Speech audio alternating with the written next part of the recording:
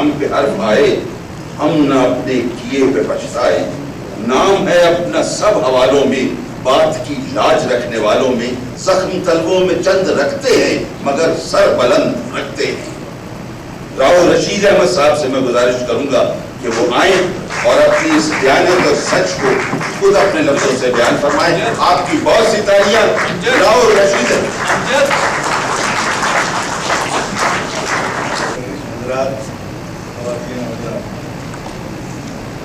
جب میں نے اس محفل کے لیے جدوجہد صاحب کو دعوت دی, میں نے چارج کیا کہ آپ لاہور کافی عرصے سے نہیں آئے ہیں, آپ کے پرانے دوست پرانے ساتھی جو آپ کی جدوجہد میں شریک تھے وہ آپ کو بہت یاد کر رہے ہیں, اور ان کا سب کا یہ خیال ہے کہ آپ یہاں کسی موقع پر تشریف لائیں.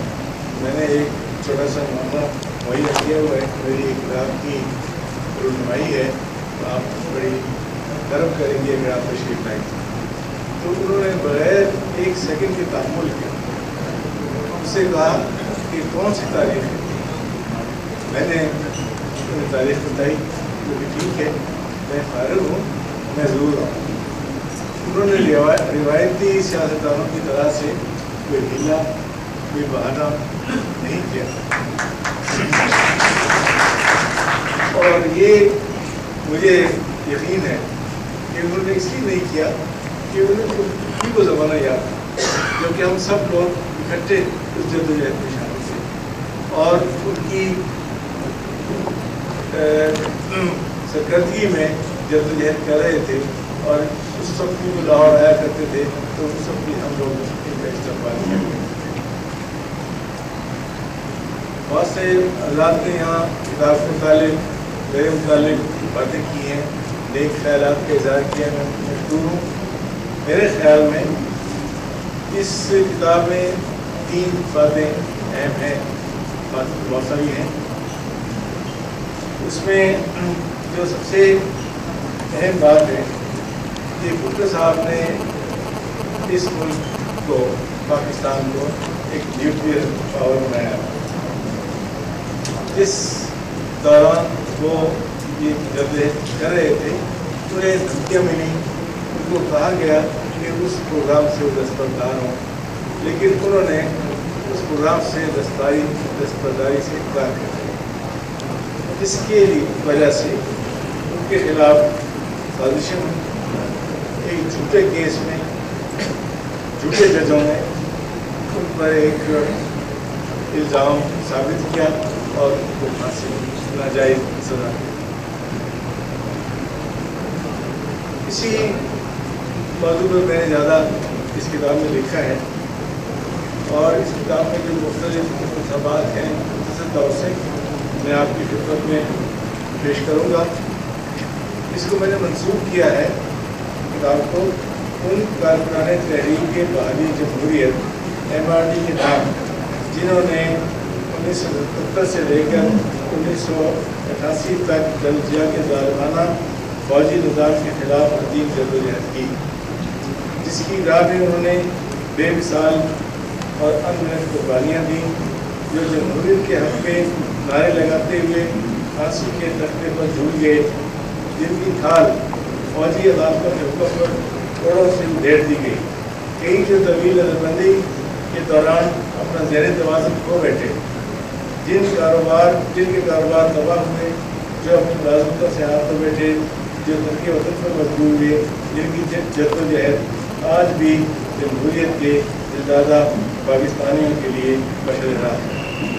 اس سلسلے میں نے گوندی صاحب سے درخواست کی تھی کہ ایک ہماری بہن جو زمانے میں بہت نام انہوں نے پایا اپنی قربانی کی وجہ سے, شاید جبھی ان کو یہاں دعوت دیں اور ان کو تقریب کرائیں, اس لیے کہ قربانیاں اس زمانے میں باقی اپنی قربانیاں تھیں.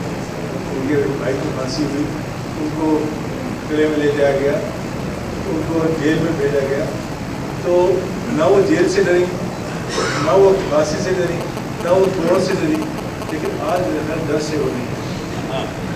اور ڈر جو ہے وہ بڑی دور سے کوئی دھمکی ملی ہوگی، دبئی سے جو دھمکی ملی وہ اس خوف سے بیچاری وہ نہیں آئی. مجھے ان سے ہمدردی ہے، اور ہمدردی اس لیے بھی کہ انہوں نے جتنی قربانیاں دی اس کا صلہ ہم کو کچھ نہیں ملا، اور ابھی تک وہ اسی صلے کی منتظر ہے. تو مجھے بھی روک سکتے ہیں آپ نے. میں خاص طور سے کہنا نہیں چاہتا کہ اگر کسی کو یاد نہیں رہے تو آپ کو ڈانٹ پڑے. کسی نے نہیں کہا، خود ہی نہیں آئی. اس جو قربانیاں دی جمہوریت کی بحالی کے سلسلے میں، اس میں جدوجہد صاحب حالانکہ بڑے ذمہ دار تھے، بڑے وڈیرے ہیں، لیکن انہوں نے ایک بھرپور کردار ادا کیا 83 کے لیے. اور 83 میں انہوں نے سندھ میں ایک بڑی بھرپور تحریک چلائی.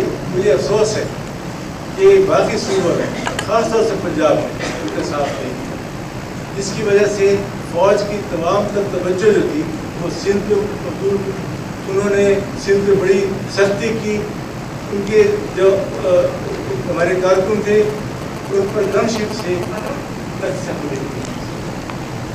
تو اس سلسلے میں جو ہمارے جدوجہد صاحب ہیں، ان کی جو خواتین تھی انہوں نے کئی دفعہ کسی پبلک ایجوکیشن میں خواتین کی نمائندگی کے لیے اس جدوجہد میں شمولیت کیا تھی. تو میں انہیں سلام کرتا ہوں قربانی کو، اور میں سمجھتا ہوں کہ جو بھرپور کردار کی میں نے ذکر کیا ہے اس میں سب سے بڑا بھرپور کردار ان کا ہے. اب میں نے لکھا ہے کیوں، کہاں اور کیسے. جون 78 میں غیر معمولی طور پر گرم دن میں نے خود کو بدنام زمانہ اٹک جیل کے ایک کوٹری میں قید پایا. قسمت کی ستم دیکھیے کہ میں نے 25 سال پہلے سن 53 میں عین اسی ضلع سے اسسٹنٹ سپرنٹینڈنٹ آف پولیس کی حیثیت سے اپنے کیریئر کا آغاز کیا تھا، اور میں اس جیل کے نزدیک ہی رہتا تھا اور دفتر جاتے ہوئے ہر صبح اس کے سامنے سے گزرتا تھا. اور ایک اور اتفاق یہ ہوا کہ جب جیل میں گیا تو کس سے میری ملاقات ہوئی؟ مراج محمد خان صاحب سے.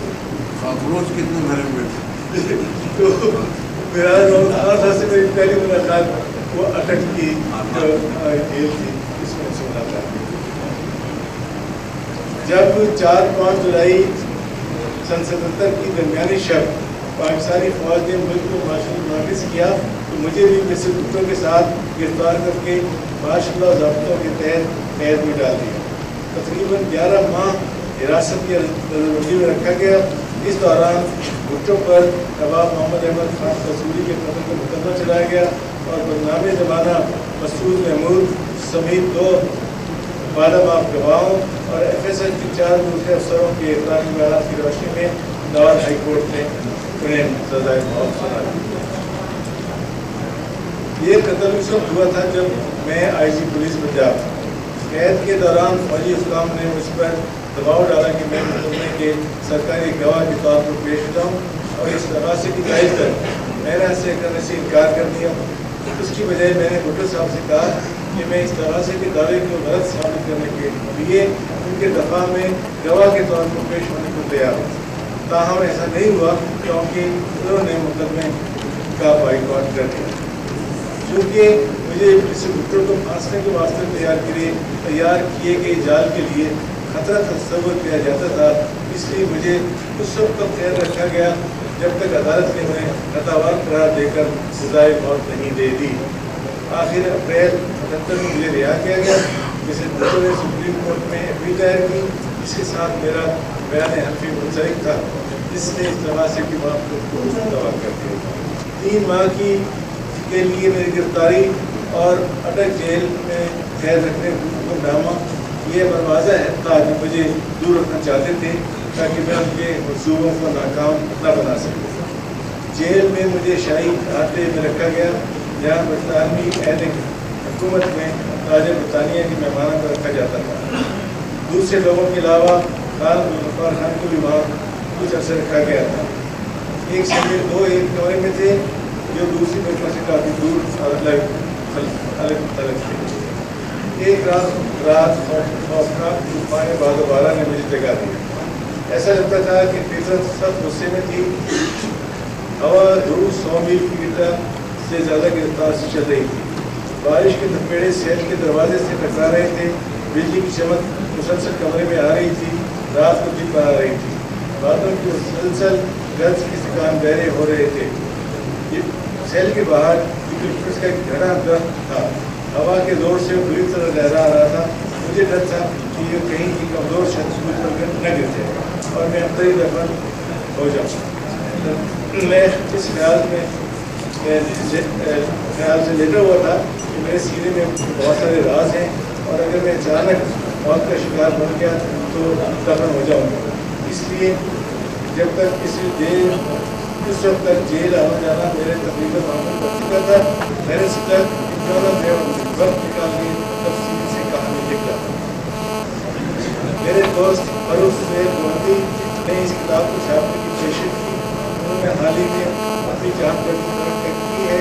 انہیں رشید کو اپنا مستقل پیشہ بنانے کا فیصلہ کیا ہے.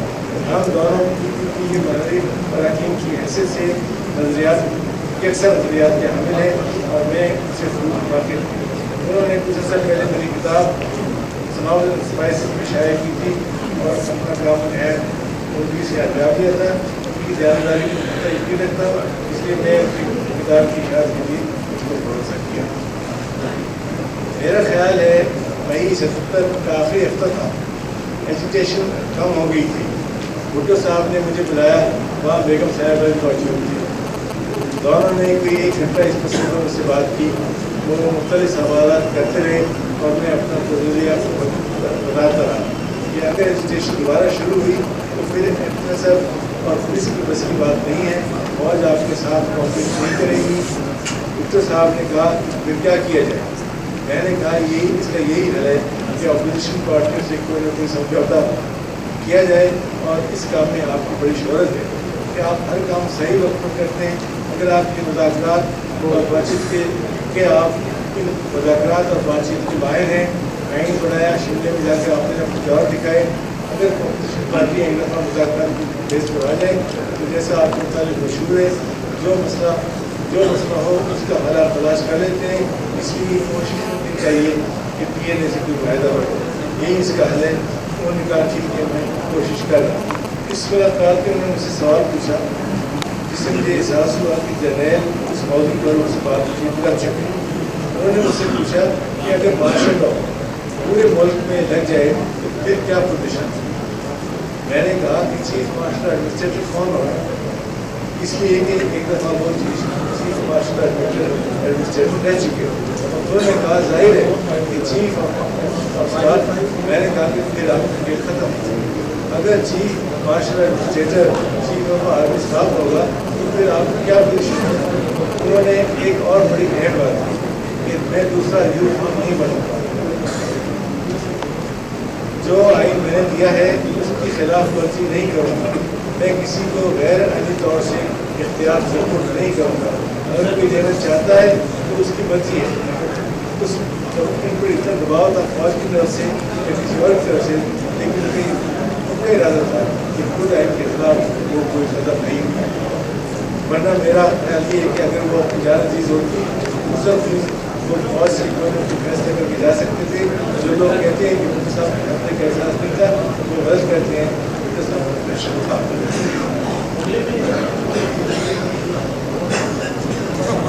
اس سے ایسا لگتا تھا ہمارے سمجھتے ہیں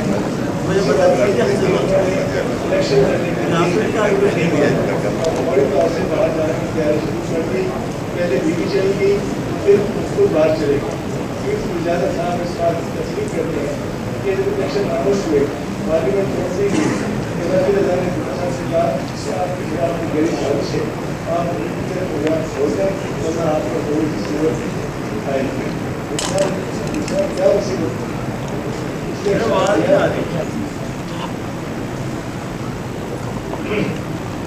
میں دو تم بتاتے ہو کہ تمہارا اس سے کیا مقصد ہے. نبی نظم سے ناراض ہو گئے، تم کون ہو اسے پوچھنے والے. اس کی تصویر کا سے ہوتی ہے کہ وہ میسج بھٹو صاحب کو بھجوایا گیا اور کس کو بھجوایا گیا جب صاحب الیکشن اناؤنس کر چکے تھے. پارلیمنٹ توڑ دی. اس وقت ان کے ہاتھ کچھ نہیں رہ گیا تھا. انہوں نے بڑے اچھے وقت کا انتخاب کیا. بھٹو صاحب پر اس وقت دوبارہ ڈالر جو سیاسی طور سے وہ سب سے کمزور پوزیشن رکھتے تھے. آخر کار امریکہ نے ضیاء اور پی این اے کے لیڈروں سے مل کر بھٹو کا ختم کرنے کی جو سازش کی اس میں وہ کامیاب رہا. اور اس سازش میں جنہوں نے اپنا منہ سیاہ کیا اس میں جسٹس مولوی مشتاق احمد، جسٹس انوار الحق اور ان کے ساتھی جج تھے. بھٹو کا برا یہ تھا کہ اس نے پاکستان کو ایک نیوکلیر پاور بنانے کی بنیاد رکھی، اسے ناقابل تصویر بنا دیا. اس بلبوتے پر آج فوج کے جرنیل پاکستان میں لندراتے پھرتے ہیں. اگر وہ آج وہ قوم کا موصل اور ہیرو مانتے ہیں تو پاکستان کو قوم اور اس کی فوج بھٹو کے ناجائز قتل کا کفارہ اس طرح سے ادا کر سکتی ہے کہ وہ اپنے جگہ پر شرمسار ہو، بھٹو کی عزت بحال کرے اور اپنے اور اسے عزت اور احترام پورے اعزاز کے ساتھ دوبارہ دفن کرے. ہمارے سامنے منبع آئندے اور اقدار مجلس کی مثالیں موجود ہیں. جس وقت بھٹو صاحب نے انقلاب سنبھالا اس وقت وہ جنرل یحییٰ خان، جنرل حمید اور ان کے 10-12 یا 50 ساتھیوں کو ووٹ مارشل کرا کے گولی مروا دیتے تو ان کے راستے میں کوئی حائل نہ ہوتا، بلکہ عوام ان کا ساتھ دیتے اور ہر کوئی بھٹو کی تعریف کرتا کیونکہ عوام میں یحییٰ خان اور اس کے ساتھیوں کے خلاف سخت نفرت تھی. ان لوگوں کی عیاشی کی وجہ سے ملک کو یہ دن دیکھنا پڑا. ان کی اس کا سزا ملنی چاہیے. ادھر ایسٹ پاکستان میں ہمارے پاکستانیوں کا خون بہ رہا تھا، ادھر ہمارے صدر میں شراب چل رہی تھی. یہ باتیں کافی بگڑ چکی. اس وقت حالت یہ کہ فوجی اثرات وردی پہن کر شہروں میں نہیں نکل سکتے تھے. اس لیے بھٹو کے لیے یہ کوئی بات نہیں تھی کہ جو لوگ شکست کے ذمہ دار ہیں ان کا کوٹ مارشل کرا دیتے اور ان کو پھانسی لٹکا دیتے. میرا خیال ہے کہ اگر ذمہ دار افراد کو سزا ملتی تو بہت ساری بات کی خرابیاں کم کر دیتا.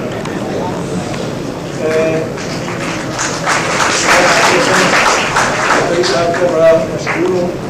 ایک دانستہ طور سے میں نے آگ اور پانی کو اکٹھا کر دیا کہ طویل صاحب اپنے مراد میں جو کچھ باتیں رونمائی صاحب نے کی ہیں جدوجہد صاحب نے کہا ہے کہ میں اس کے جواب دوں گا اور یہی اصل جو ہوئی.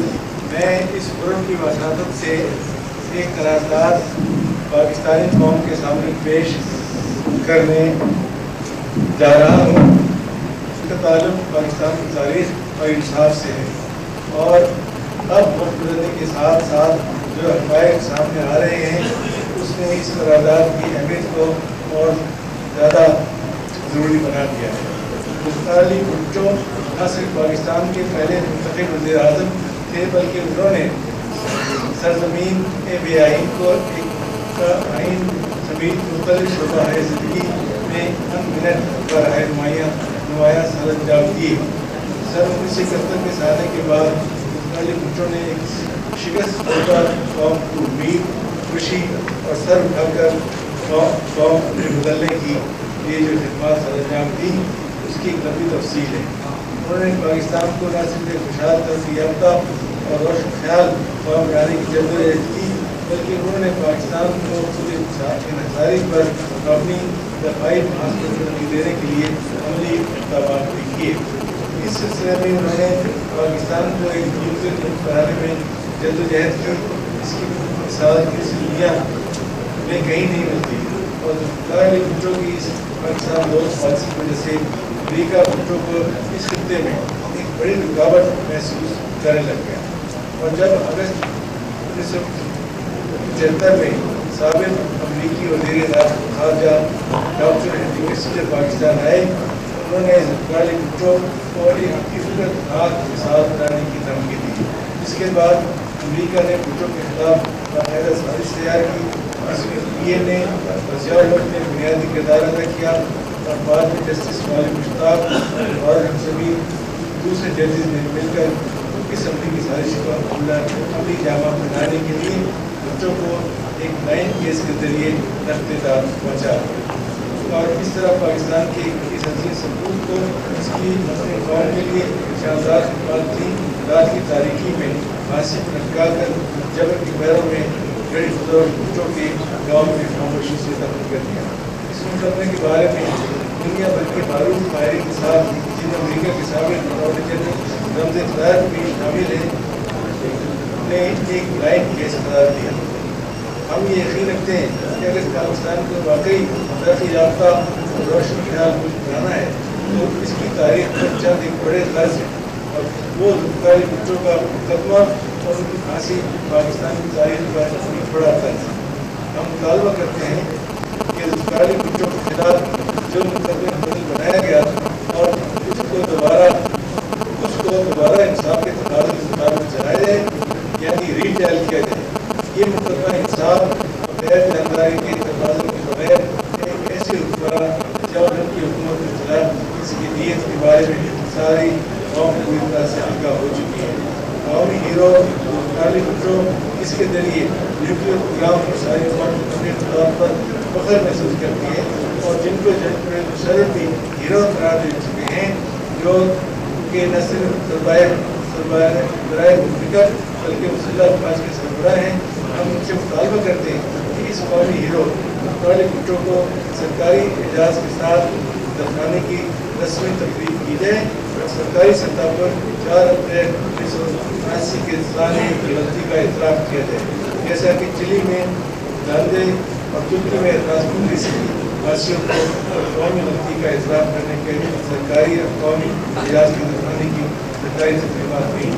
اس کا مقصد تاریخ اور حقائق کو انصاف کے مطابق ڈھالنا ہے تاکہ انصافیوں کا ازالہ ہو سکے، جن کی وجہ سے پاکستان کی تاریخ پر ایک بھاری بھرکم بوجھ ہے۔ ذوالفقاری بچوں کو مقدمہ اور تاریخ کے ہاتھوں شفاف ہو کر ذوالفقاری بچوں کو ایک قومی ہیرو قرار دے چکا ہے، اور تاریخ عوام اور پاکستان کے ہاتھوں بھی درست کا مقابلہ رکھتا ہے۔